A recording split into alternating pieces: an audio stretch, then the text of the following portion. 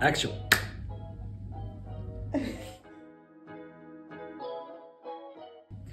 Alors, c'était avec Peter, qui est un collègue de travail, qui est aussi un super pote. Et on a eu envie de travailler avec plusieurs auteurs, on voulait plusieurs mains d'écriture et on a eu l'idée autour d'un café à Lyon, du cadavre exquis. On s'est dit que ça n'avait jamais été fait, que c'était original et voilà, donc on a été chercher nos auteurs, on leur a proposé le projet. Les instructions que les auteurs devaient respecter, c'est d'écrire une comédie pour 2 comédiens et garder leur style d'écriture.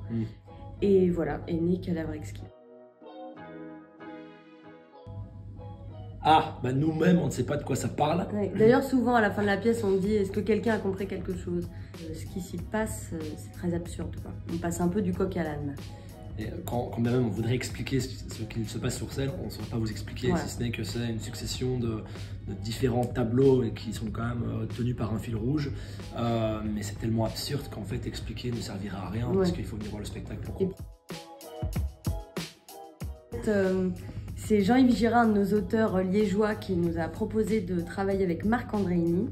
Et il nous a dit, c'est vrai qu'avec un concept absurde, il faut une mise en scène absurde.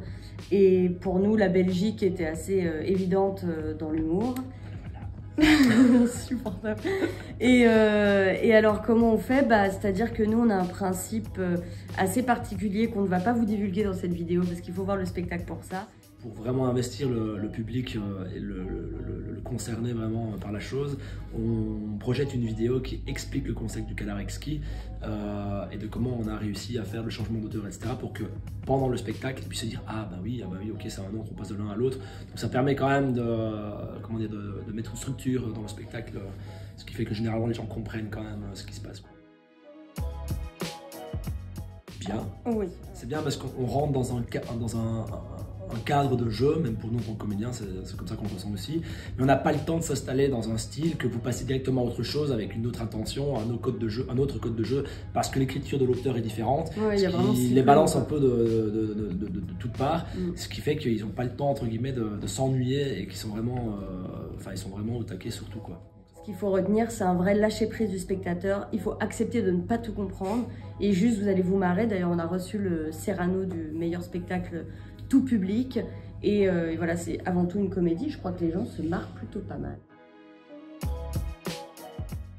Et ce soir à Tourcoing, c'est la 200e sous la neige. 200e sous la neige, donc peut-être qu'on va jouer devant 10. Mais c'est la 200e officiellement ce soir. Ouais. C'est une belle aventure. Et qui continuera. Ouais. Cap de fin.